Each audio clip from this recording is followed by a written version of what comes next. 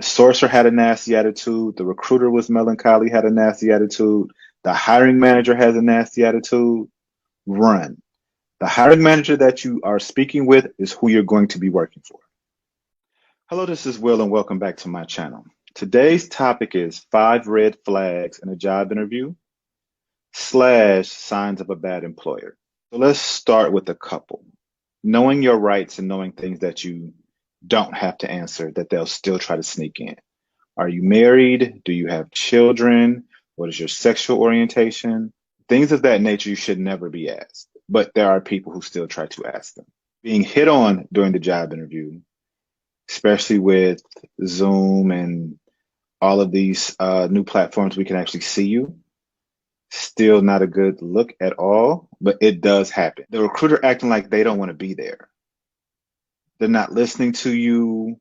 And I don't mean multitasking, because they could literally be writing up your notes and answering an email that they just got that we call on fire, that they have to answer right now. But I mean like a nasty attitude, not seeming like they're going back and forth in a conversation style interview, just a nasty attitude.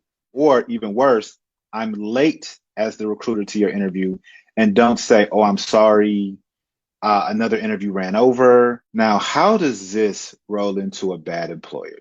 If a recruiter or a sourcer shows you any of these things, that might be what you are moving into working with that company.